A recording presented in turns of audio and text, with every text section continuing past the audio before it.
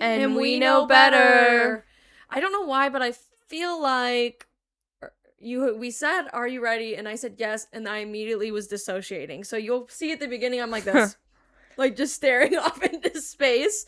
So that's a great start to the episode. Hi, I don't guys. think anything will beat the hungover. We know better. So that's okay. You can dissociate a little bit.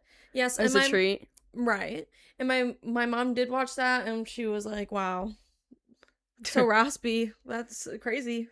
I know, but is that a bad thing? I feel like that's kind of hot. Like a deeper voice. Yeah. Which I will say, well, we could talk about, we went to Wicked yesterday. True. We saw Wicked at the Orpheum Theater. Life-changing. Yeah, it was great, of course. I did only cry once during For Good. The actress for also Glinda breaking during For Good, that got me a little bit. I couldn't tell if that was really good acting or if she was just breaking. I felt like she was breaking. It felt like breaking. Like she genuinely started to cry at the beginning of For Good. Like she missed two lines. That would be us. She missed two lines of her verse. Yes, true. And I was like, whoa, it's serious. That would be us. That will be us when we do it at your birthday. Yeah, that's because I'm like, I can't, even if I'm singing it, I can't get through that song. I'm not gonna be drunk, but I'm gonna drink this time because in my head, I don't think, yes, it's gonna make my vocals worse, but the nervousness and the anxiety and the anticipation already did. Yeah. As I've learned. Right. So it's not that serious. Well, like I can't. You got beta blockers now, so ain't nothing gonna touch you ever. Yes. Oh my god. Like we literally were like, are we gonna be changed people in July? Like I am. I think. I am, guys. This is the first time it's true. It is August by this time this comes out, but yes. Same difference. It's July now. The last few days of July. I've been gone. So this is kind of, I think, like a catch-up episode. Like, we haven't seen each other in a minute. Mm-hmm. Well, actually, it's just been 10 days. But, like, that feels like a long time for us. Yes. And also, since the last time we filmed, my psychiatrist put me on, like, so many meds. So, I really am different. Do you guys want to know? I'll tell you. I'm on an SNRI, not an SSRI, me like getting comfortable. I'm like, okay, let's discuss. Because I wouldn't go back on an SSRI because Zoloft made me feel like I was a zombie and like nothing mattered. It's called Effexor is what I'm on. But okay, I don't really know, like, is the SNRI all that different? Like, I don't really think so. I mean, yes, like chemically how it works, but I was hoping for maybe like a different option than that. But whatever, I was like, sure, I'll try it. Whatever, girl, I need help because my baseline anxiety was crazy. Right. The past, like, month. Like, just, like, waking up like I'm gonna get fucking shot, like, all day long. How long does it take to kick in, or have you already felt it? They said, like, 2 weeks. I think my baseline anxiety is a bit lower, but to be fair, I've been on vacation. Yeah, right. So I don't really know. Right. Actually, though, I think getting on the med, because my psychiatrist said it like might be a little bit activating at first, and it definitely was, because I mean I was convinced I had a blood clot for like a week, and I mean granted this, like, while I was on vacation I thought I had a blood clot in my left leg, and to be fair all the signs were, not all the signs, but like signs were there, and like the location of the pain, and like that's some bullshit that would happen to me. However, like I was laying in bed at night and I'm like waiting, like I'm like, the pulmonary embolism is coming, I'm gonna fucking die. Like could not sleep at night. I was like, and I don't normally get health anxiety like that, like man, like I could be almost dying. I'm like, it's chill. Like when I got the flu this January, I had 104-degree fever and I was like passing out in and out of consciousness, and I was like, whatever, it's chill. It wasn't chill, actually. Like, lesson learned, I'm gonna go to the hospital if that happens again. To be fair, it was a blizzard, so no one could drive me to the hospital, and also the only people in town was Ashlyn, and me and Ashlyn were not super close at the time, and I'm like, do I like call Ashlyn in a fucking blizzard and be like, take me to the hospital? Well, you're dazed out of your mind. Right, exactly. And I was like, that seems like insane. Like, I'm not gonna do that. Yeah. I think I should have, though, just like called an ambulance. Like, that's how serious I think the issue was. But in my head, I was like, a $5,000 ambulance. I'm like laying there like barely conscious. I'm like, no, like I can't do that. That's I can't financially handle that. I just this kill is me. America. I literally was like, and my heart's like that's what I was at risk for. With the flu, when you get the flu that bad, your biggest risk is a heart attack, and like I definitely was at risk for a heart attack. Yeah. There was like a famous person on Big Brother who got the flu that flu season, and she died of a triple heart attack in her bed because she didn't go to the hospital for the flu because her temperature was too high. Fuck. Because when your temperature is too high, that's the things that start to dysfunction. Right. I read that a week later, and I was like, oh. Yeah. I was like, yeah, oh. Lesson learned.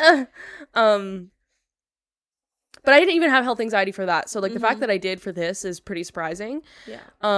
It may be telling of this. Yes. Yeah. Yes. But I do think, like, I'm feeling a little bit lower. And I also have, like, confirmed date plans on the books, and I'm not, like, freaking out.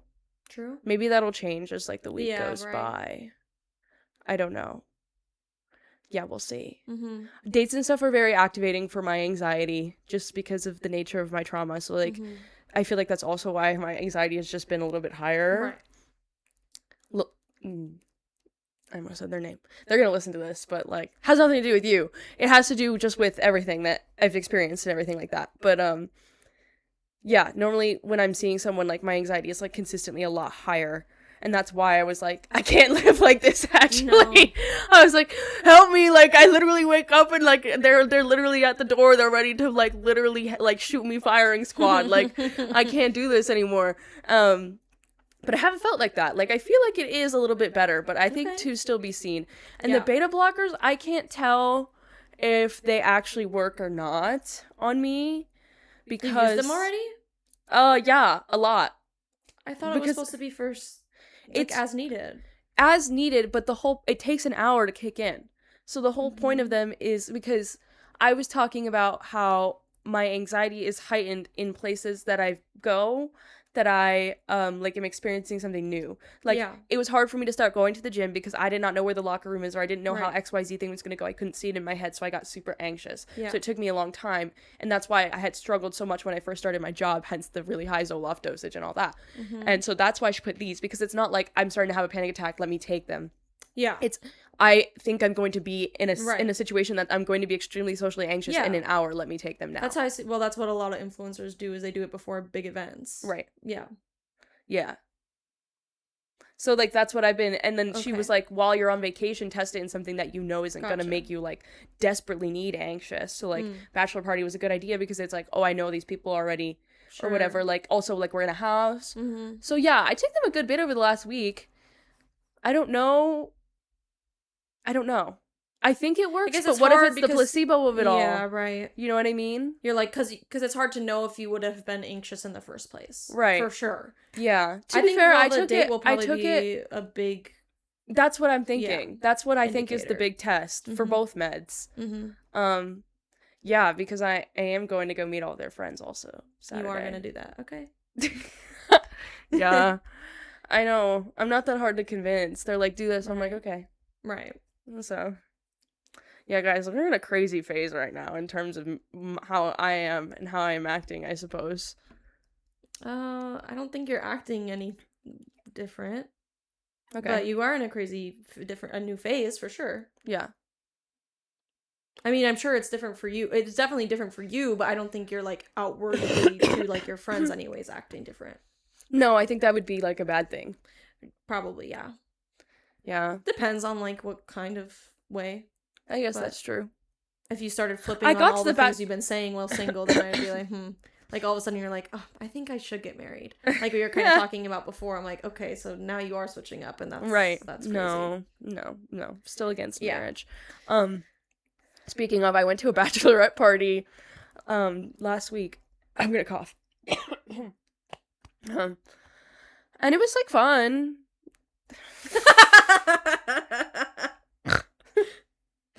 No, I wish nothing but the best for my friend who's getting married. And her sisters did a really good job, and it was like a cabin. Okay, Asheville, North Carolina is actually fucking gorgeous. I knew nothing about it. It's like a mountainous town. So we, like, drove 30 minutes up a mountain. I think, right? Yes, yeah. 30 minutes up a mountain. We were a cabin in the woods in the top of the mountain. It was actually absolutely gorgeous. I wasn't expecting that. And, like, it was camp themed.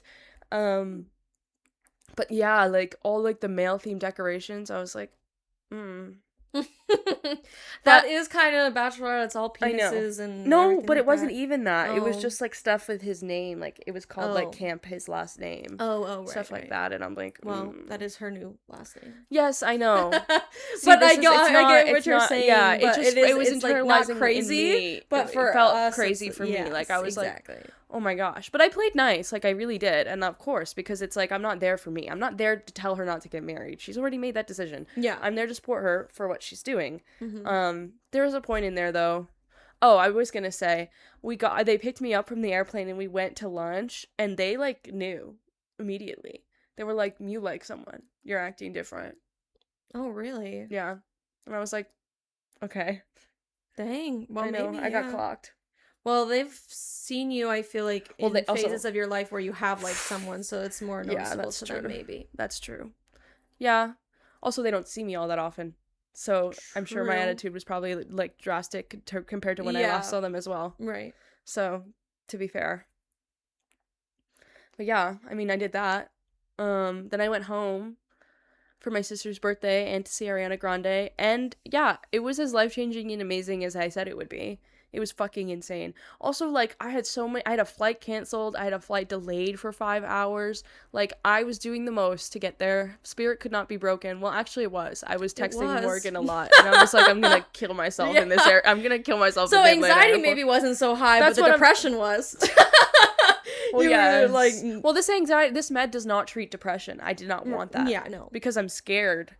Because the Zoloft is always, they give it to people when you're trying to target both. Right. But to me, yeah, it helped the anxiety, but it did nothing for the, well, I mean, I didn't feel like I wanted to kill myself when I was on Zoloft because nothing was that serious. Yeah. I was like, whatever. Yeah. I ain't gonna go to my job. You felt a numbness, and I feel like for depression, that's kind of what a lot of people feel already. Right. Other than accompanied by, but then it takes away sadness, like, so it doesn't really help for that. Yeah. Yeah, I mean, it helped in the like, I can't keep doing this, and like I want to die. Yeah. Like it took away that feeling. Yeah. But it just like it just made it like the status of my depression like tolerable in the sense of like where I was like, okay, yeah, sure, I'm not gonna get out of bed for days. Like it didn't matter. It was never that serious. Right. Or I was like literally like drinking like crazy. Like me and Liv would FaceTime blackout drunk. I would just get blackout drunk and I didn't even care. Oh my god. And in 2023 I went through a phase where I'd get blackout drunk on FaceTime with Liv and then I would call people. Right. Like, what the fuck? I called my dad once, and that was when I was like, this is just... That's such a Fleabag moment. That was a turning point. Fleabag episode 1, when she shows up at her dad's house, drunk as hell. Yeah, I called my dad, and I was like... It was a cry for help, is what it was. I know. No, I literally called my dad, and I was like, I know that you may seem like I hate you, but, like, I don't. Like, no, like, it's all love. Something like that, like, but a long-winded way of saying that, so I don't know. And he, like, texted me this long thing when I woke up, so I'm sure he really appreciated it. I'm sure he actually probably still thinks about that. Yeah. But I was like, I need to erase this from my memory, because it was too honest. Right. Mm-mm. Yeah. Anyways, well, finish the rest of your trip. That was just at the airport, you were going through it. Yeah. Well, I went to Ariana Grande, super fun. Well, because you thought you would miss it. Yeah. Well, it was serious. It was that serious. If I had missed Ariana Grande, like... I know. I was genuinely worried.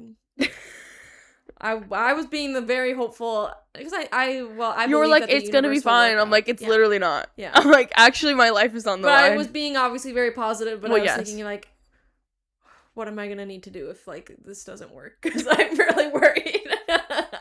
No, like, I would have went home. Oh my god, like, that would have been terrible. I know. I missed the concert, then I have to go home to my trauma house. And then your sister comes back and talks about how good it was. Yeah, no. Yeah, no, I didn't see my therapist right before I left because they canceled. And I would have been like, I need to call you. Like, I need to be... like, genuinely on suicide watch, like, genuinely. That was, like, I put a lot of emotional stake in that concert. It was that good, though. Just saying, it was that fucking good.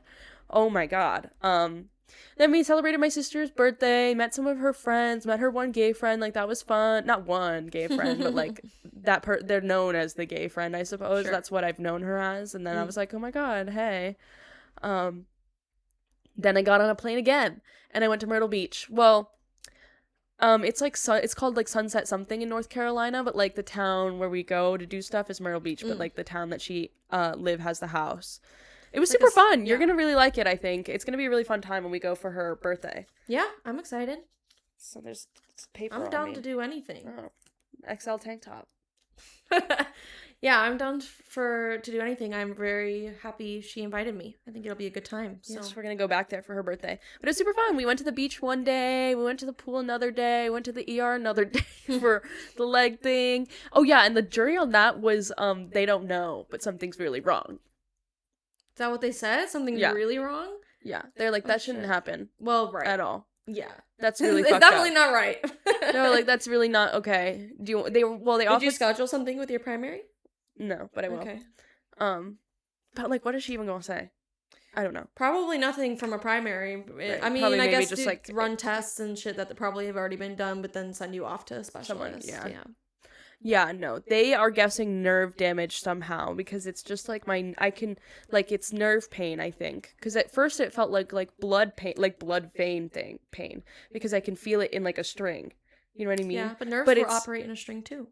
Well, exactly. Yeah. But it's like my muscles will spasm, but it's not the muscle that hurts. It's the muscles moving without me moving it. Which is the electrical impulses from the synapses of your nerves. Right. But the thing about nerve damage is it can't really be fixed. Once your nerves are broken, they're broken. So that's really cool. Yeah. We'll see about that. I think there's pain management things they can do, but yeah, it once a nerve is damaged, you can't just fix it for sure. Right. But there's ways to stop the pain. Yeah. Yeah, we'll see. Jury's out on that. But I spent the rest of the week there, then flew back, and then 2 nights ago, and then we did Wicked. So that's where I've been. North Carolina to New York to Connecticut, back to North Carolina. South Carolina? The house is in North Carolina. Oh, okay. But like the towns are like on the border of each other, so I was going between the two. Okay. That makes sense. What did you do for the last 10 days? What did I do? Cause you left Thursday. I don't think I did it. Yeah, the first weekend I went camping with my family where we went to kayaking. And we got to go tubing this time because the water wasn't so high. So that was fun. Yeah, tubing is chill. I got badly sunburnt though because I forgot who I was. I did put on sunscreen. When you're in the water and it's also like 9 UV, you gotta reapply, and I was too busy sitting doing nothing to do that, so my bad. But it was definitely enjoyable. Shit, what did I do the rest of the week? Yeah, I don't even really know. I can't remember. I think it was a lot of nothing, working and then just coming home, and I think I cleaned a little bit. This is affirming. I leave and everybody's lives just stop. No one does anything fun without me. And then I went camping again Thursday, and I was off Friday. Because my parents came up here because I took my mom to Wicked. That was my Mother's Day gift for her, was Wicked and a dinner. So they came up here to camp so it wouldn't be such a drive for her. So it was just camping 2 weeks in a row. Really. You saw the Odyssey, didn't you? Yeah, I guess I did see the Odyssey. See, I can't even really remember. I felt like I was busy, but I just don't remember what I did. You went by yourself? Yeah, I did go by myself to the Columbia Heights Theater. Because it's literally walking distance to me. And they were showing it in 70 millimeter. So I was like, that's great. That's the format, I mean, other than IMAX, but IMAX 70 millimeter is what they're, wanting it to be shown in. But because I don't have AMC A-lister and there's not really any AMC like super close to me, it was just cheaper. It was cheaper to go to the theater. And yeah, so I decided to go and watch. It was a good time. The theater is beautiful, good vibes. The movie was okay. It was a boy movie. which doesn't make it necessarily bad, but it's like probably like in the same realm as like Oppenheimer. Like, is it a good movie? Yes. And I mainly saw it because I was interested in the cast, and I'm more interested in the story than I am about Oppenheimer. But yeah, it's a boy movie, so like I'm not in love. Not to spoilers for the Odyssey. If you don't know the plot, what I'm about to say. Spoiler for the 3,000-year-old book. Well, okay, but I'm about to talk about specifically what Christopher Nolan? Mm-hmm. Why did I think I didn't know his name? I thought Nolan was maybe his first name for a second. And I was like, wait, what the fuck am I saying? Mm-hmm. I think it's interesting, his take, because the whole point is Odysseus is trying to come to terms with all the people he has slaughtered, all the men he has slaughtered, the men, women, and children in Troy. In his version. Yeah. But like also an interpretation of the Odyssey period. Yeah, but, well, in the Odyssey, he was more concerned with the men and his soldiers that he had lost along the journey. Whereas this one is more focused on... And then these horrors happen because he's mentally... This is what, like... Oh my god, actually, I have to say something about what other people are interpreting for the movie, too. That's fucking stupid. Anyway, but, like, that's why these horrors ensue because of his guilt. Like, not... Obviously not actually, but it's a literary manifestation of his guilt, right? These monsters that he has to face. Yeah. But that's interesting because he gets home when he comes to terms with it, right? And that's the whole point. Like, you end your journey when you end your mental journey. Yeah. Arrives home, does the same thing again. Kills all the suitors. Right. So what did we learn? Like, it's fine if you do it for your wife, I guess. Yeah. It's just an interesting take. He does come to the conclusion before he then does that. It's an interesting take, like, okay, I guess. I guess those men were more deserving of being murdered in the eyes of him. It's just an interesting take, like, of, like, I do agree with the first half of that, totally. Like, an interesting take of the Odyssey. Yeah. But then you you get home and it's like, well, did you learn anything then? Yeah. Well, I think people would say the point... is that he didn't learn anything. Well, no, that... he did that on purpose so that the chips would fall as they do in his son becoming king and him allowing himself to be exiled. Because that's what they don't want this power. And if he were to stay and not have killed all these suitors, he would be king and not his son. But it is still, like, the lesson of, like, all the bloodshed and kind of... But that was, I don't know.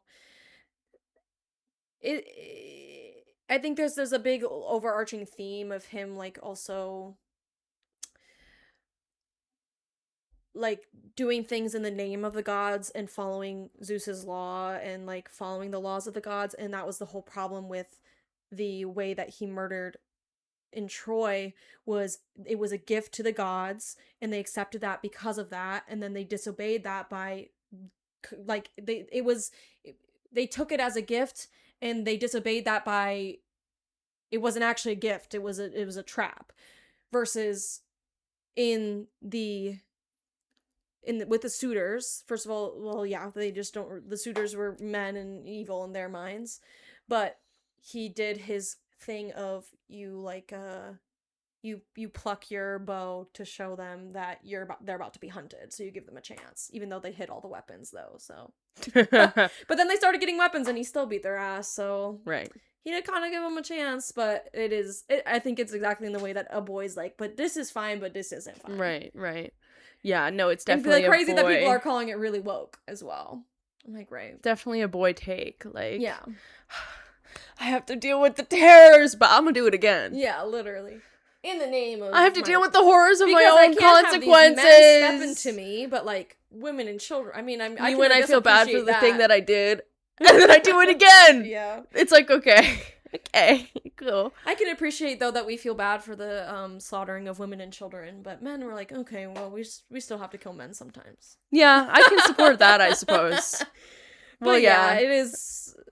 Yeah, but the crazy part is some people are interpreting it that because that's the setup of, like, Odysseus's character, that all of the that they're interpreting the movie, but also the story itself, the old story. So like not even just this interpretation. Right. That the whole point is that the travel home is in his, like, it's not real.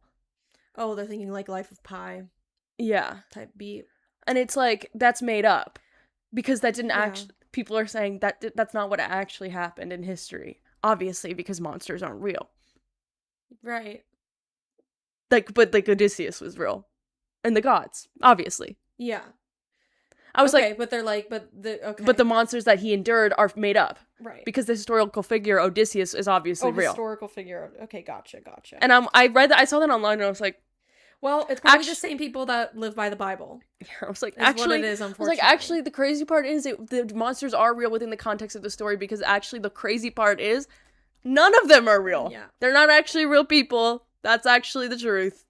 Yeah. I read that and I was like trying the calculating math like meme. I was like, I don't, like, what do you mean? Yeah. The monsters obviously couldn't be real because that could never happen in real history. I was like, actually none of it's real. No. That's the whole point. Yeah, I fear that point is lost on a lot of people because there's a lot of people that believe in the Bible. Yeah, well, and so also literary crisis. Everyone thinks Greek mythology is real now. True. I'm scared. Yeah, but it was entertaining for sure. Robert did an amazing job. I'm sure. Of course. Did he get to do a freak ass voice too? He did a little bit. Not anything. I don't crazy, think he doesn't. I don't think he accepts a role unless he can do a voice. Yeah. And Anne Hathaway was good. Matt Damon, wow, in that.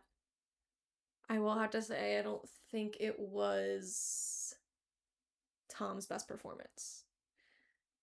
Did he have to do all that much? He is a big part of the story, for sure. Okay. Like, it flashes back with, like, in between him and his dad. Yeah, I don't know. I don't know if I could say, like, I just enjoy it. It's just a different character than he's played before, I would say. You know, versus, like, a Spider-Man or, like, in Uncharted. I thought he did a good job in The Devil All the Time, and that was a pretty different character as well. I don't know if I've seen that. Yeah, that has him, has Robert Pattinson, it has, the guy who played the It Clown, it has some other hot guy that Sebastian Stan's in it too. That's the only reason I watched it. I was like, it's a collab of all my faves. Right. And yeah, Robert Pattinson plays a little freak, because of course he does. He plays this preacher. I just think, just sitting next to the other greats kind of made him, like, not... I feel like there probably could have been better casts, in my opinion. But the whole movie was good, and Zendaya's barely in it, but she's beautiful. People don't like her performance in it either, but I thought she was fine. Yeah, it's entertaining. People, you know, I'm sure it'll get tons of Oscar noms. I don't know if it would be my favorite movie I've seen this year, but I don't know if I could bring up off the top of my head that. I don't think you'll like it more than Hail Mary. I was gonna say, I don't even need to see the Odyssey. I'm still gunning for Project Hail Mary for movie of the year. Yeah. Don't know if that'll be true, but it should at least sweep some effects, because that is all visual. Well, the Odyssey is also visual effects though too. Yeah, it'll be an interesting, because or maybe not any, but like, well, they did a lot of like. Yeah, it was like minimal CGI. Yeah. That's how Christopher Nolan kind of operates. But Project Hail Mary is no CGI at all either, which is really interesting with the space of it all. So yeah, we'll have to see, because I do agree. Actually, thinking about it now, like, they're going to be competing. Yeah. I'm sure it's going to be a competition between those two movies, but we'll see. But I don't know if Project Hail Mary, like the way that the Odyssey, like, coming out, it's like we already knew before it even came out that it's going to be a big contender for award season. I think Project Hail Mary might have been a surprise hit. Right. So we'll see. Anything else good supposed to come out this year that we think will be up competing with those two? Trying to think off the top of my head. I'm not sure. I can't think of really anything either that's... Oh, well... What's the Steven Spielberg one that just came out? Oh, Disclosure Day. Disclosure Day. I didn't even go see it. I was like, girl, I don't care. You were thinking about it, but... Yeah well, because Josh O'Connor. Right. Isabel wanted to see it, Josh O'Connor, and I was like, yeah, I'm vibing. But then my mom and Sid saw it, and they said it was good, but it felt like as long as it is. Like, not that you're bored, but it's like, That was pretty much how I felt with the Odyssey too. It's like you can feel that it's long, but you're not bored. Everything's happening, but you're just like looking at your phone. You're like, shit. It's like so much is happening, but we're only an hour and we got 2 more. Right. That's how I felt a little bit about Project Hail Mary. Like, but it wasn't. But it was so good that I would have sat there for another hour. Yeah. But by the end, I was like, woo! Right, like, let me stretch out my limbs. We do still need to watch it though. We need to watch it before the Oscars. Yeah, at least. I would like to try and get. So that's also one of the main reasons I saw the Odyssey is because I knew it would probably get a good amount of Oscar noms, and I want to know what I'm talking about. Yeah, I'm a cinephile now, guys. I care. I do. Except, okay, are the Oscars rigged? Yes. Yeah. Yes. And maybe I'm a hypocrite because I won't watch the Grammys anymore because I think they're so systemically racist. Yeah, but are the Oscars not? No, they are. Yeah. They are. They actually are. Yeah. So, yeah, I don't know. Maybe I'm a little bit hypocritical where I draw that line, but I care a lot about movies now. AMC A-lister. And for a good while now. Yeah. And Sinner should have won, but whatever. Yeah. I didn't even watch. I pissed me off so bad I didn't even watch one battle. Did you see they just announced Black Panther 3 though? Yes, and I'm excited about the casting for I don't know his name. I think I just but it is the man in A Long Walk, the black lead from A Long Walk. He was the movie fucking Stephen King movie where they walk and then you stop walking and you get shot. It's a recent. Yeah. Yes. And it was kind of gay. Yeah. Yeah. The black lead from that. Yes, okay. He's the new Black Panther. Cool. And he's going to play T'Challa's son. Do I kind of want Shuri, though, to be the Black Panther for longer? Like, kind of, yeah. Like, she kind of slayed down for Black Panther, too. But I get it that they want, I don't know. I think her story was very much a pivot, needed, like a non-planned pivot. And she has to take up the mantle because he dies so suddenly. Mm-hmm. And the son is already hinted at like, not hinted at, but he's shown in the post-credits. So, like, I get it. But I'm like, girl, I loved her as the Black Panther. Mm-hmm. And her whole story was rooted in anger because she's angry that her brother died. And it's like, how do you not turn this anger into something bad with all the power you have? It was a really good story. So we'll see. Yeah. But I do think she is in, I think she is in Endgame, or fucking Endgame, Doomsday. Whatever. Yeah. Whatever. I'm already fucking mad. Like, I don't even want to, like, they're gonna kill Bucky. Like, bro has been through enough. And Loki's in it too. Like, let them rest. You already killed Loki in the last big Avengers showdown. You killed him. Like, he died. Like, I'm okay. Like, you can just let him chill. Yeah. Same with like, oh my god, if I was Bucky, like, bro has the mental fortitude he does, because, like, I mean, I guess he's fictional, so they can make him deal with whatever horrors they want, and he has to keep going. Right. Bro I would have killed myself 10 times over. Like, all this, and they're like, join this new superhero squad of mentally ill people. I would have been like, no, I'm not doing that. Yeah. And then they're like, okay, now fight an intergalactic threat, by the way. Also, the last one killed you. Right. Want to run it back? Yeah. Whatever. If it's not gay, if him and Sam aren't, like, giving gay, I'm gonna be so mad. Because they, like, they have their own show, and they were giving gay, but then Sam becomes the new Captain America, and he gets his own movie, and him and Bucky are fighting in that movie, so they're in their divorce era, and I was like, why would you even write this? Why would you even write this? Like, I'm pissed, and now we're supposed to go fight to the death, like, we're all gonna die, and you guys are in your divorce era? Fuck you. Like, no, we are in our gay era only.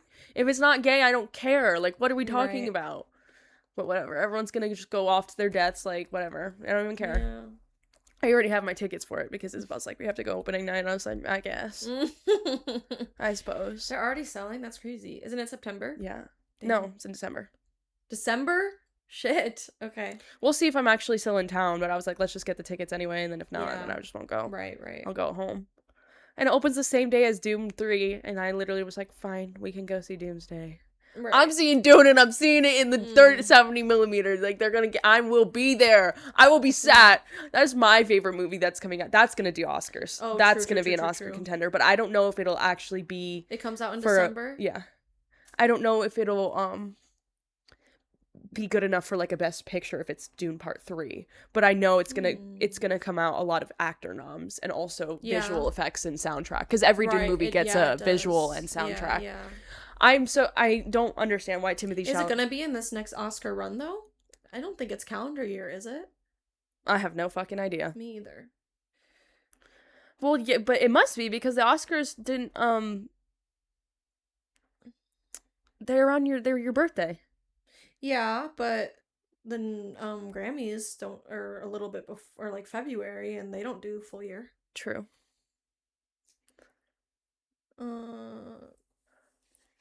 Regardless, I'm so fucking excited for Dune Part 3. Like, I am the friend that's not weird. Like, your one friend who's a little bit too into Dune. Like, that's me. I'm so excited. I was actually so pissed when Timothée Chalamet got nominated for a fucking complete unknown, the fucking Bob Dylan biopic, and not his performance in Dune Part 2. Because what the fuck are we talking about? Right. Like, but I mean, I guess, like, whatever, he got the nom. But I was like, yeah, of course you fucking lost. Who gives a fuck about Bob Dylan? It is calendar year, by the way. Yeah. So. Okay. I care about Dune. Yeah. And Robert Pattinson's gonna play a little bald freak in it. I'm so excited. It's gonna be so good. He's probably excited too. Yeah. Yeah, well, yes. Ugh. Like, I can't describe it, guys. And I watched it on my little TV way back in the day. Dune 1 and 2. Like, I need to... But the problem is no one wants to watch Dune. Ain't nobody want to sit for Dune. That's the thing. But it is that good. Like, it really is. And it's so exciting and it's thrilling. And it's like, the music is crazy. The soundtrack is so crazy. And Timothée Chalamet is acting his little white butt off. Like, I have never seen that man act like that. In terms of, like, a role that I just feel like is not...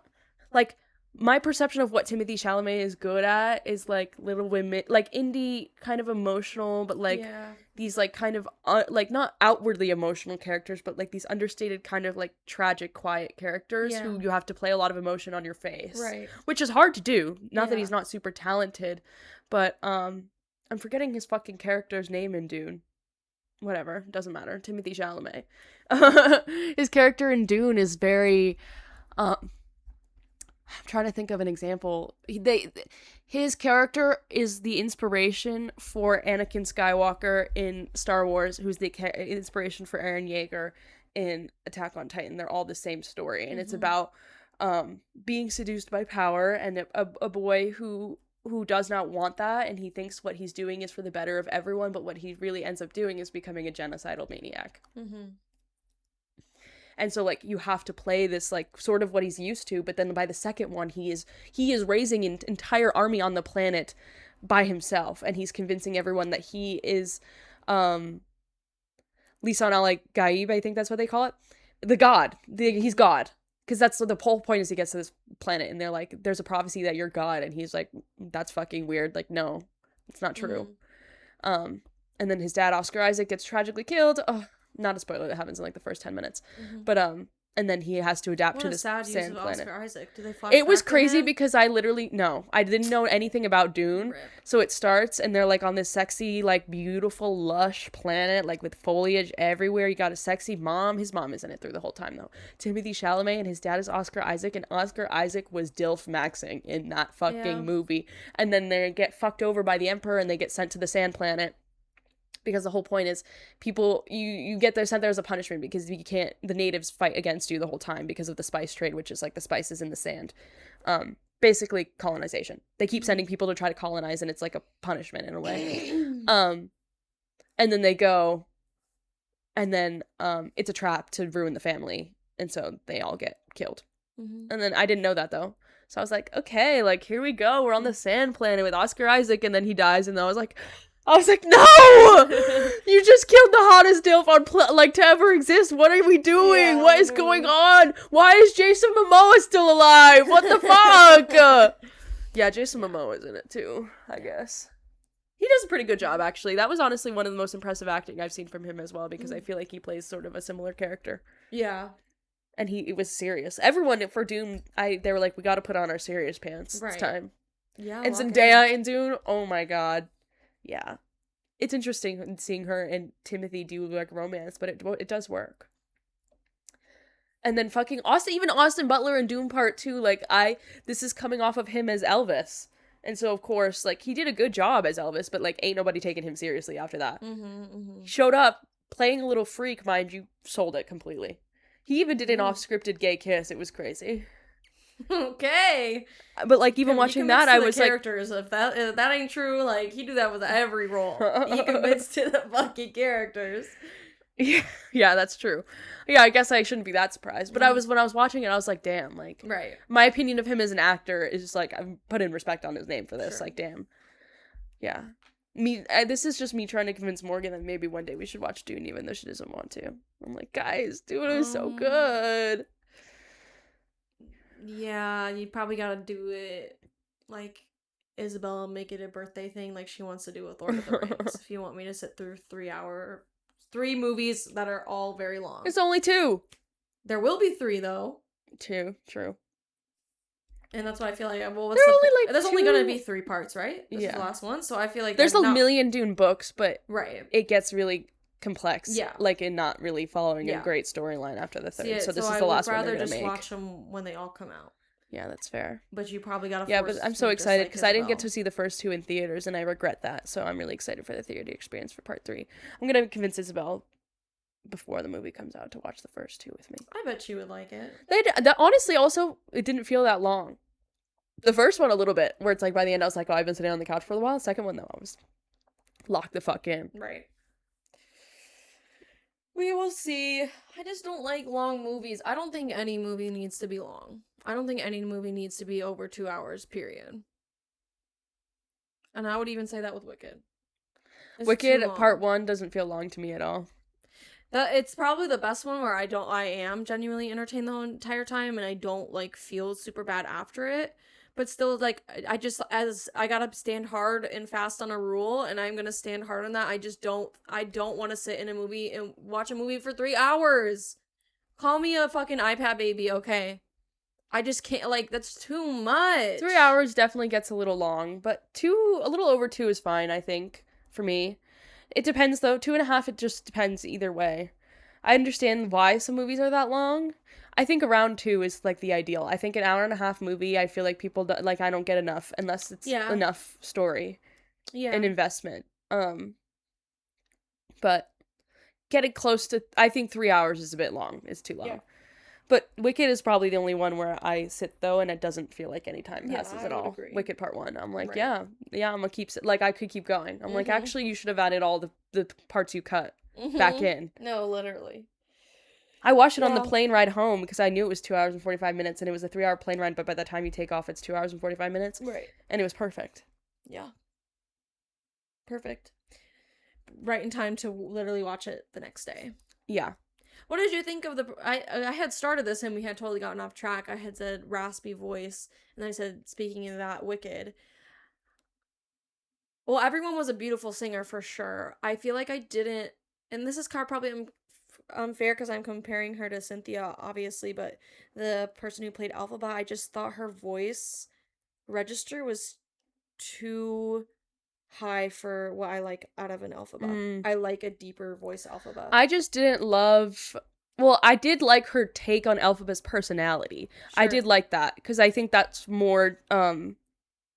the generic take, not generic, but more close to the take for the musical. Yeah. How she acts. She's more fiery, I would say. Well, I just think Cynthia does it very understated, and also you can see a lot more of her pain, but like because Wicked... Well, it's also a movie, and well, that's what I'm saying. Yeah, versus I like that interpretation a lot. Yeah. This interpretation is very, like, the whole thing of, like, her personality is difficult to get along with for anyone, I think was, like, that's the point. Yeah. Because she's so guarded. Meanwhile, like, I think the movie Elphaba, yes, this is true, but there is a very different personality underneath, if that makes sense. Like, a more earnest part of herself that she hides. And yes, that's true for musical Elphaba, but I think musical Elphaba, the whole point is what's endearing to her is that is who she is. Her personality, if that makes sense. But I just didn't... I think I want... Her Elphaba didn't feel super loud and explosive in terms of singing. And maybe I'm just, like, deaf, or, like, my hearing is not as good as it was because I listened to the the soundtrack, like, full blast. Yeah. But it felt, like, a bit muted in, like, I don't know. Yeah, I think... And maybe that also has to do with the fact that it's live singing. Yeah, because the musical, like, even their live recordings sound a lot different than, like, even with Idina Menzel. very different than the way Cynthia does it. Right. No, maybe not very different, but definitely, right. You know, I mean, but it's just, yeah, Cynthia's just crazy. Yeah, right. Yes. She got a crazy voice, yes. and so, yeah, I don't know. It felt like everyone was lovely though. It did, yes. Yeah, I'm not I trying to hate. I really loved Glinda.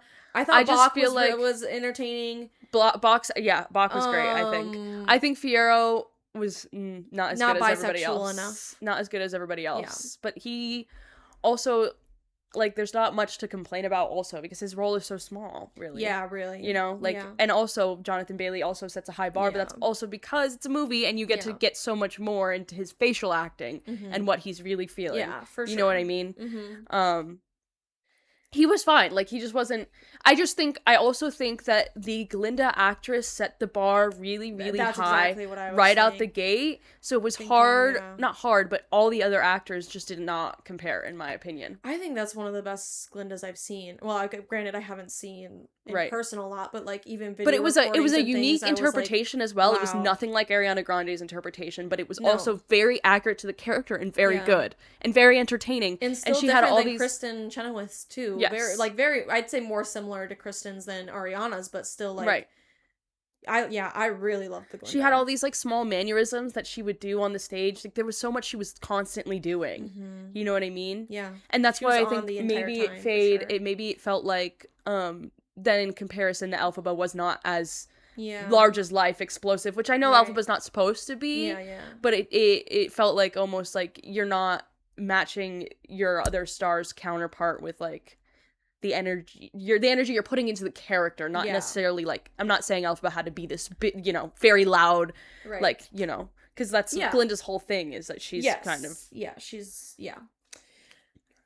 no, but it was not that any of their singing was bad. All their singing was fucking fantastic. Yeah, like just talking about because we have such high opinions of these characters and how they are, how we would, you know, prefer to see them be played out, I guess. But those are just personal opinions. I did really like the Nessa as well. I thought her singing was fantastic.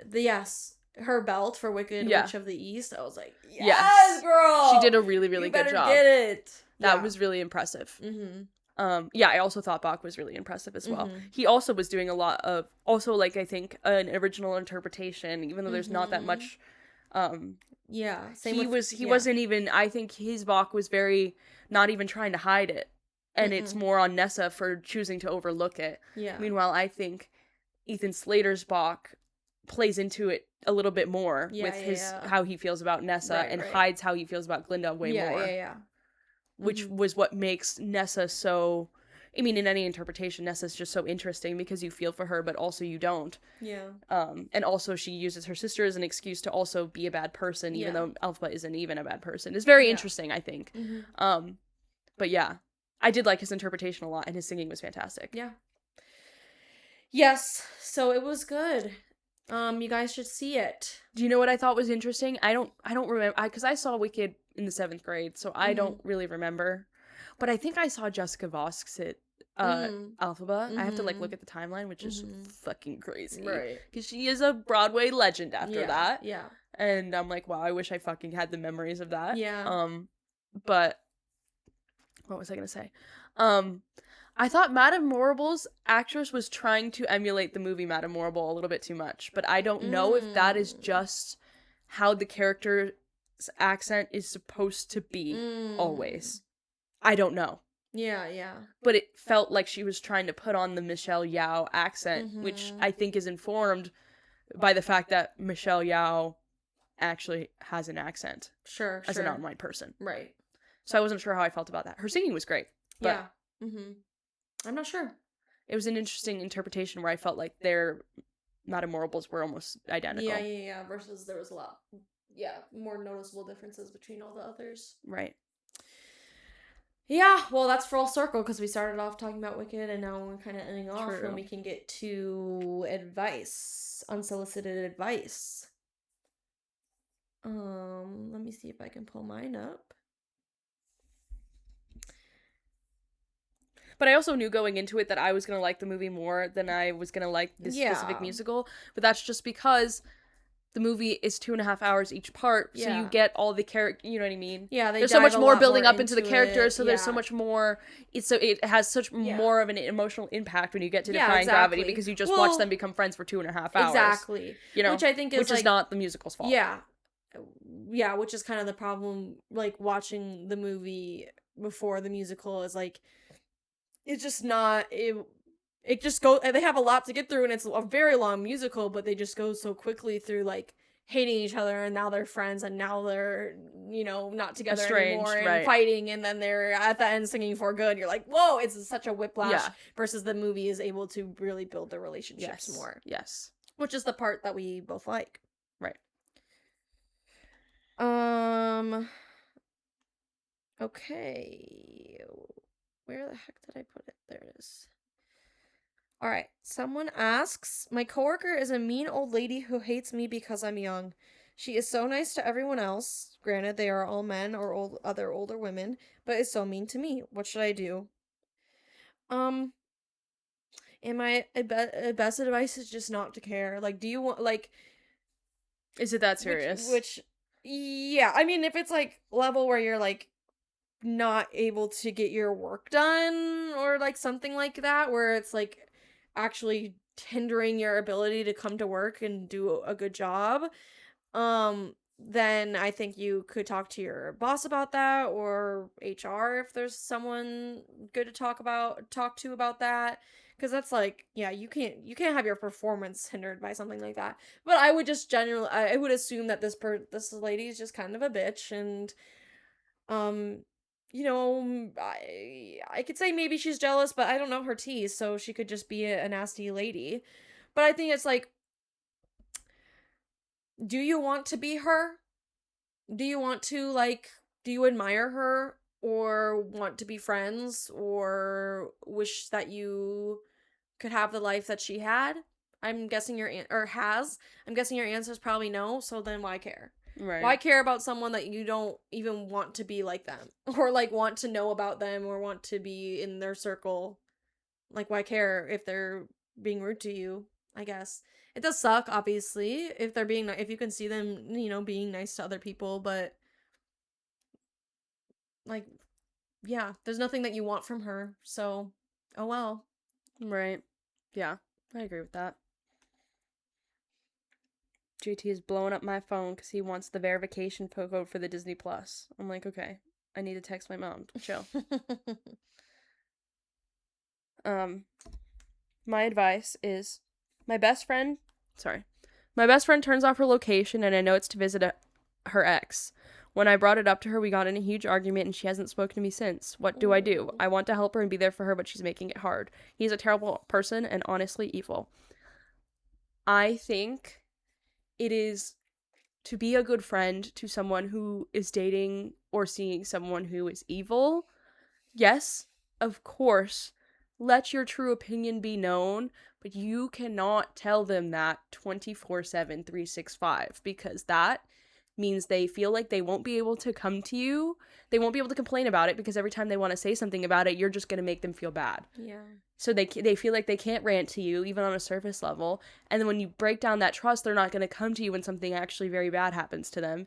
And also, when they feel like they can't talk to you, that pushes them closer to that person who is evil, because they're like, well, I can't, you know what I mean? Yeah. Like, I don't have this support system, but I do have this support system. Right. At least that's what I found in my experience. I mean, if she's asking for an honest opinion, don't lie. That's kind of the rule I always followed. If she's asking for an honest opinion, don't lie. And also don't let it fester deep inside. Like, it was never not known how I felt about, like, an evil boyfriend. You know what I mean? Like, it's not a secret. Don't keep it a secret. Yeah. But if she wants to come to you and be like, yeah, I've been seeing him again, like, I'm not gonna be like, you're so fucking stupid, why the hell would you do that? He's horrible. Yeah. Even though that's the truth. Right. You have to have some sort of empathy, because, I mean, I'm not trying to harp on you, but, like, that's probably why she's seeing him in secret, because she feels like, well, probably because she's embarrassed for everyone to know about that. Mm-hmm. Obviously, it's not always, just you. Mm-hmm. But, like, I just think I understand why you guys got in a fight about it, because you have to have some sort of grace for people, especially people in bad. If he is truly evil, there's some level of manipulation going on, and the truth of the matter is, it's so obvious when you're not in the situation, but it isn't when you are.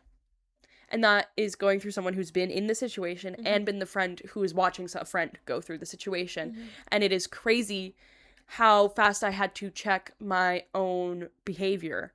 Because I was in the bad situation first with my ex-boyfriend. And I remember at the time wishing, like, I just wish I could rant to this friend or this best friend about it, but they're just gonna shame me. Or especially with the Parker situation, there were friends who were like, I don't even want to talk about it anymore. And it's like, but, like, I want to talk about it, but I don't want to feel bad about myself every time you talk about it, so now we're not going to talk about it, and now our relationship is damaged. I don't know. But then, like, how quick I switched up on that, like, how much I was, like, in the situation where I was, like, when I became the friend, how quick I was, like, this, like, why is she being so fucking stupid? Like, why can't I just explain it to her? And, like, having to realize, like, it's a hard realization, even with the knowledge that I was so blind, and then had pulled myself out of it and realized everybody was right and I was blinded. Yeah. And then I was immediately on the other side of it, like, immediately after, and I still couldn't even take the lesson to heart right away. So it is a hard lesson to take to heart, I think, because it's hard to watch your friend go through that when obviously, as an outside objective perspective, the answer is fucking obvious. This guy's a fucking loser and he's evil. Why the fuck? And he's draining her life energy, and he's making her life a million times worse. It's easy to see, and of course you don't want that, and you want them to rip them out of it. But also the truth of the matter is, you can't rip a friend out of that situation. They have to pull themselves out of the situation. We've said that many a times, that you just, it's something it's very rare that maybe if it's super early on, that friends will actually, even no matter how good of a friends you are, that you're able to remove yourself by yourself, I guess, like, you know, or with the help, or like a friend's advice is going to get you out of a relationship. I'd say most everyone who has had experience with this is the only one that can tell themselves and help them get out of that situation is themselves. No matter how many times friends have told them that this is shitty, they have to believe it for themselves. Yep. And so there's just not, I think I agree with, pretty much everything you say. I think it's, I assume you've gotten in fights about it, so she definitely knows your opinion. I would say it's not something that you ever bring up. If she wants to talk about it, I think it's diverting the conversation. I think I don't want to hear about your shitty boyfriend, even if you want to talk to me about it. Even if it's good things, I don't want to hear it. You know my opinions. What I would want you to say instead is, I don't want to talk about that. No, I'm always here for you. If you need help, if you need guidance, if you need support when you're feeling bad, but I don't want to hear about him. Right. I don't think, maybe that's crazy to say, but I think I don't like to talk about boys in my friendships, period. Even if good things. I don't like to go with my good friends and hear about their boyfriends. We don't talk about that. I think my opinion is different, but I also think, because what I was going to follow up and say is, like, if you feel like you don't want to hear about it, / if you feel like you can no longer be her friend because of the relationship she's in, that's your boundary to draw. Totally. Yeah. And the same with, like, I don't want to hear about it. I'm here for you if something is actually wrong. Yeah. Or like you need help. Right. However, I don't feel comfortable. Like, I also think that's a fair line in the sand to draw. You just have to draw it. Yes. Yeah. You know what I mean? I think you can still be there for someone without, buying into their relationship conversations, I guess. But you do have to make that clear, and you can't be fighting with her about it. Right. I think that's the big thing. It's not your relationship to fight over. She knows your opinions. It's not like, what is fighting going to do? Right. You gotta disengage from that and not, like, obviously she knows you're not happy about it if she was turning off her location in the first place, so you just gotta, she knows your opinion, and you can, that's it. She's gotta make her own decisions, and you just gotta hope she pulls herself through someday. And then if it gets to the point of where you can't be her friend anymore, and that's the way what is the point of fighting her with her about it? If you truly think that you cannot handle being her friend while she's doing this, then you can't be her friend. Yeah. But it's not gonna change. Maybe you not being her friend anymore might change her mind, but, like, she's not gonna change her mind until she's ready to change her mind. Right. Until it's enough. Yeah. You go back, you keep at it until it's enough. Yep. And sometimes that's extremes. Yeah. Yeah. That's advice for today. Must recommends. Do you have one? Yeah. Okay. I must recommend.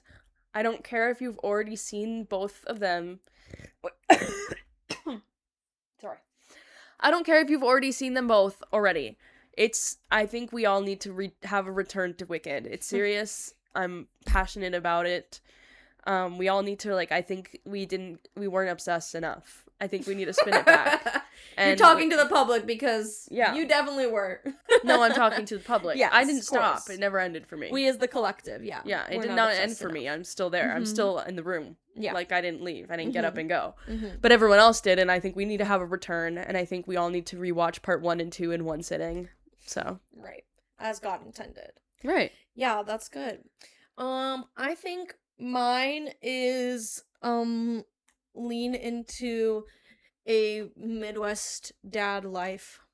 Not the, common, like, right wing way, like, for a Midwest dad. Like, not that part. Still be liberal, of course. Or leftist, both. But we need to start sitting outdoors around a fire and drinking beer. Well, not me. I don't drink beer. I was gonna say, you're going to drink beer? No. But, like, that's the vibe. Like, just, it's, like, it does make me feel, like, happy for my dad. I mean, it's just something he really enjoys. And, like, growing up, he was so busy with, like, farming and everything that, like, that was his life, I guess. And he enjoyed that. But now as I'm become, an adult, and all of my sisters have become adults, and he's less busy and he spends most of his time camping, he's just found this thing that he really enjoys. And, like, his nights will end just sitting around a fire with his friends and talking. Telling stories that they've already told a million times. And I think men, when they learn that human connection is fun and literally important, like, oh my god, but that's what and now, takes through your whole life, and you're like, wait, I like hanging out with my friends. Yeah, literally. But that's no hate to that, but no, but I mean, it's true. It unfortunately takes you being, in your 60s to set time away for those things. That's why I'm saying we need to do it now, right? Because it's important to just hang out with your friends around a fire. Yeah, so lean into that. And, like, all the nature outdoorsy parts of it, like the tubing of it all, those things are fun. Spend more time outdoors, touch more grass, for sure. And a lot of these must recommends are just things I need to take into my own advice. Yeah. Yeah, I think I might be addicted to my phone. It's getting bad. I know. Well, I mean, like, I can't say I know. I know I'm addicted, and I can't, like, I don't know. Yeah, it's getting. It's also hard because with the podcast and everything, we need to stay up to date on trends and stuff. So, like, it's not our fault. It's our job. Yeah, literally. It's literally our job, guys. I can't even delete TikTok if I wanted to because I have to. And meanwhile, I've had it for like 6 years. So what we should do after this, maybe scroll on the pod TikTok. To try to see if that'll bring up some engagement on it. Sure. No, guys, it's not our fault. No, because person I'm talking to, like, they'll text me after like a few hours because they like have a life, and I'm like, hey, immediately I'm like, oh my god, like, can I chill? Like, actually I need to stop, like, I need to get off the damn phone. And then also point where, like, I genuinely couldn't even, like, make a good conversation with someone that's not also chronically online. Right. Like, I don't want to talk to you, like, oh, what do you, I don't watch TV and I'm not on my phone, so what the fuck are we gonna talk about? I don't want to talk to you then. Yeah. And that, I know that's a problem with me, but, like, genuinely, I would not pursue a relationship with someone right now if they weren't on their phone. Right. And I can't even, like, pretend that, like, I was doing something important when they weren't texting me, because then they'll go to TikTok and they'll be like, so you sent me 20 TikToks in the past 2 hours. I'm like, no, I was hanging out with my friend. I was at work. I was doing things, I swear. Right. No, like, I really was this time. No. But whatever. I can't, this is why the Parker thing was such a humiliation ship. I can't pretend that I don't like someone. Like, he would text me and I'd be like, okay, I'm going to immediately respond. Right. Like, I can't force myself to not. Yeah. Like, I have to. Right. And also, like, I'm easily, even if I'm not on my phone when they text me, I'll get the notification, I'll look at it, and I'll be like, yeah, fuck whatever I was doing, I want to talk to them. Yeah. It's like, no, you need to be chill. You need to chill out.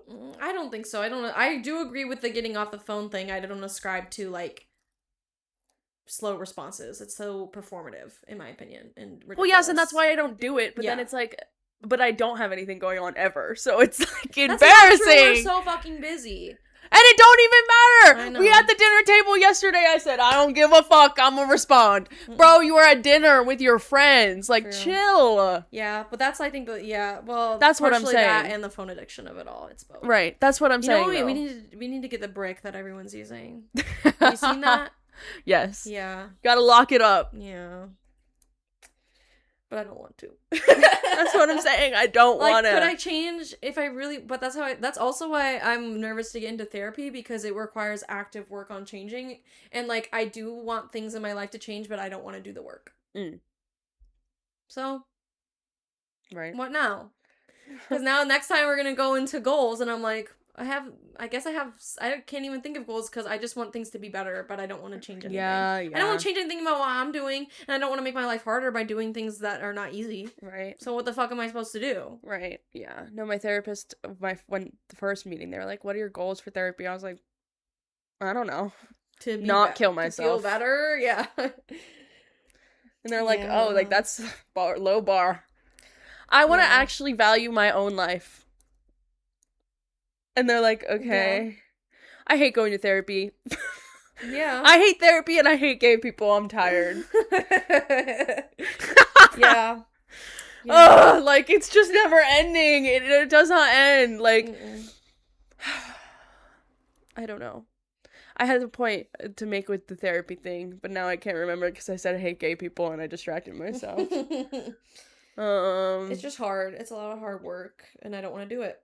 Oh, no, I hate therapy because it's just, like, the first few sessions, they're just asking me questions, and I also can't tell a fucking story without giving a million years of, like, background context. Yeah. And by the end of the session, they're like, that's horrible. Like, a lot of really, really bad things have happened to you. That's really, really bad. And I'm like, okay. Like, what do you want me to say about that? Right. That's why I'm here. Right. It's actually why I'm here. Yeah. I don't know. I hate when someone looks me in the face and they're like, I'm so sorry that happened to you. I'm like, okay. Like, I don't know how to respond. It's like when everyone sings happy birthday to you. Yeah, right, and they're all staring at you. So true. They're like, I'm so sorry that happened to you. And I'm like, okay. What do you want me to say? Like, it was chill, it's fine. Right. But it's not. But that's what my brain wants to say. Because I'm like, okay, stop looking at me. Right. Stop looking at me and perceiving this.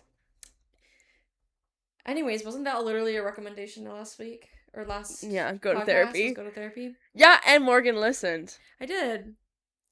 And now we're both like, ugh, fuck therapy, I hate it. I feel like the fucking... Well, I haven't even barely started. I only went once! Yeah. I only went once.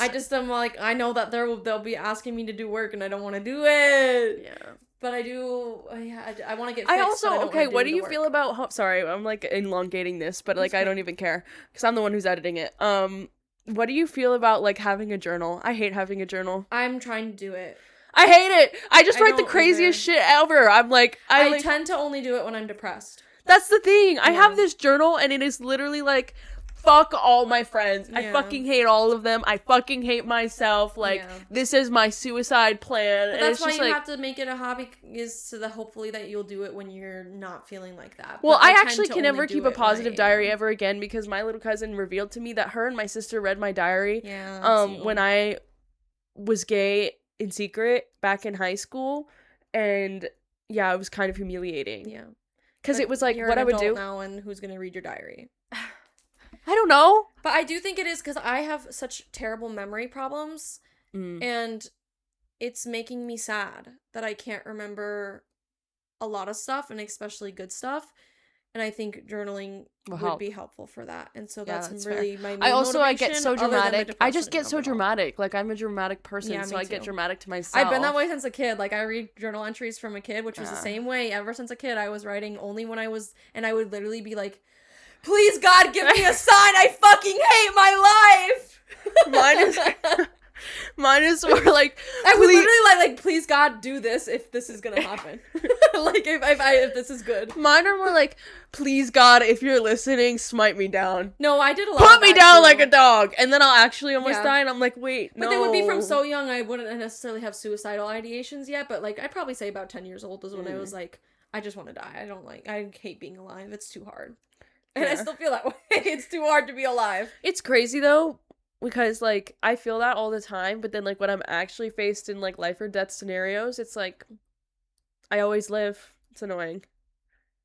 Not annoying, but it's, like, annoying.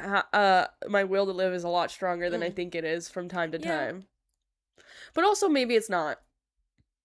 I don't know. I wasn't trying to live or die with the hospital thing. Because, I mean, I didn't know I was dying. No one told me. No one let me know. Right.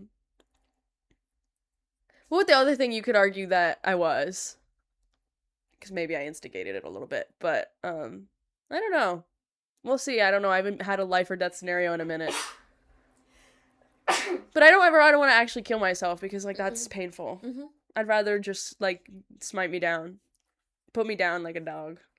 And that's fine. But everything is potentially painful. Yeah, I guess a smite by God would maybe be fine. But everything else is, like, chance of pain. I don't want to cause myself actual pain, no. Mm-hmm.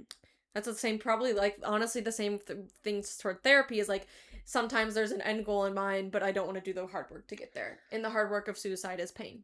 And I don't want to do that. This is a joke if our therapist sees that. I'm alive because killing myself is kind of too hard. Yeah. It's not that hard, actually. In terms of, like, if I were to... I'm not gonna kill myself. Yeah. Guys, clarification, I'm not actually gonna kill myself. But if I was, I would just go in my garage and I'd turn my car on.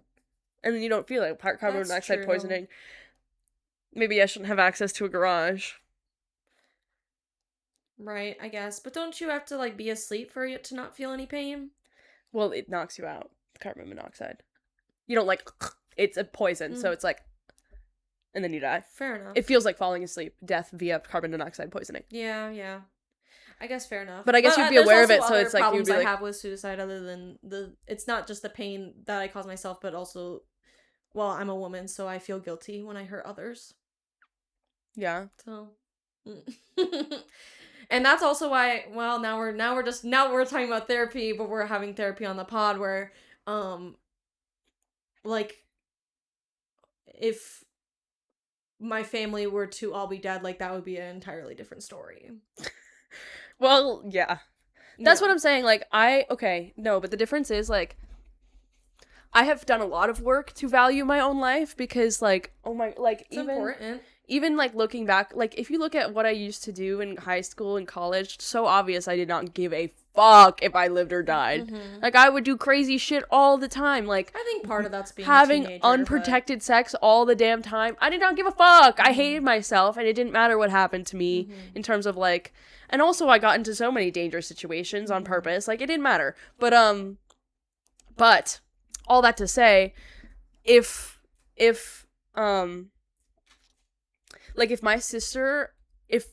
3 years ago my sister was in as stable as and happy a relationship as she is now, and, like, happy point in her life, I'm sure I would just kill myself. Because, like, not that I don't want her to be happy, but for a really long time, like, why am I even alive? You can't kill yourself. Your sister depends on you for everything. Right. But she doesn't depend on me really for anything anymore.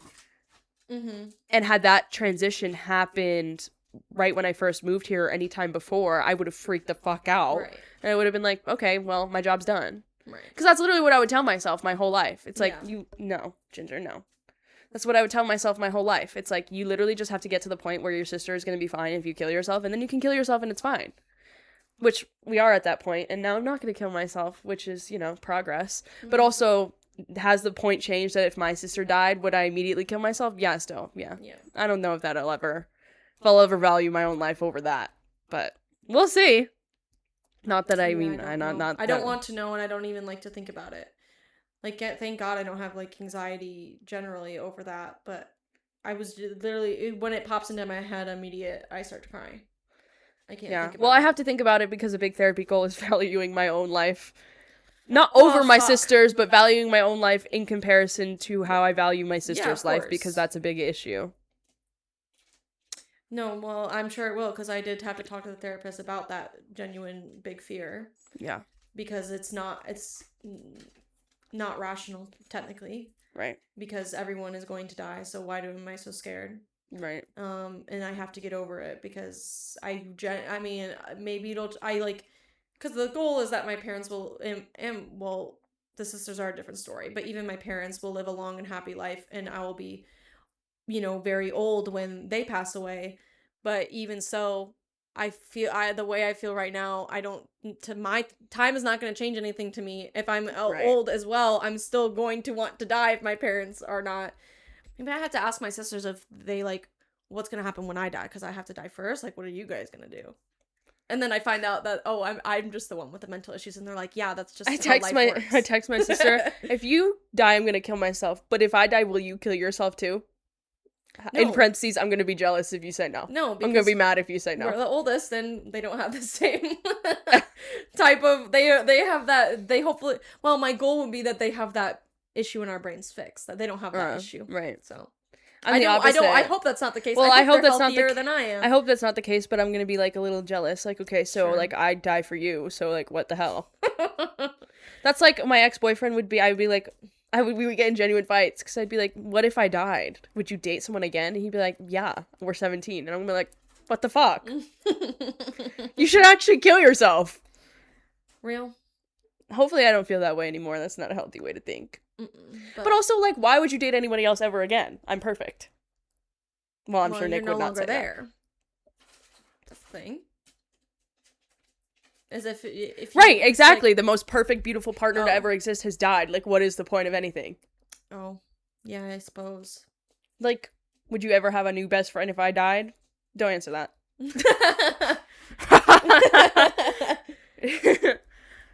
The answer would probably be yes, but I want you to say no, because what? You'd be fine. Yeah, as in I wouldn't find another. Oh, I thought I would not start a podcast with someone new. I thought you said, I'd be fine if you died. Oh, okay. Right. Anyways.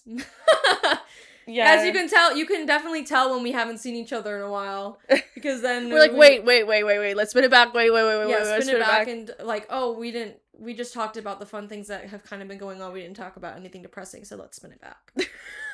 Wait, let's spin it back. What if we made this episode about suicidal ideation? Oh, God. No, but we're not going to kill ourselves. No. I said that to my therapist, too. It's not even a possibility. Well, I guess it was. I guess it is technically if something tragic happens in my family. It doesn't matter whether or not I think it's a possibility or not. I'm always going to tell them no. I would be honest. Well, I had to be honest about some things that were really embarrassing, and it made me cry. But that's off-topic stuff, and not something I would say. I always lie. I don't want to be sent to the mental hospital, so. I don't care, I guess. If I need it, then I want to go. That's true. That's fair. There was a time when I freaked out, 3 months ago, and I really should have went, but I didn't. Because my sister was coming into town, I was like, there's literally no time. Does not matter that I'm literally being hunted by the mysterious man that I see out of the corner of my vision. It does not matter. I need to lock in Conan Gray's this weekend. Right. Because it's serious. Right. It's okay, the man went away, so it's all good. Right. Okay. Anyways, you can follow the pod on Instagram and TikTok at We Know a Better Pod, except on TikTok it's 2Ds. You can follow me at Morg Cooper 2020 on everything. You can follow Elizabeth at Edgy Liz on TikTok and elizabethrosepenabrown on Instagram. You can submit advice. Thank you to those or the one that submitted advice questions recently, but we can always use more. And then we have a link into our mutual aid fund in the description, in our bio, I believe, on Instagram. Yep, and all our pinned posts. Yes. Anyways, happy August, guys. We will see you in 2 weeks. Yep. Bye.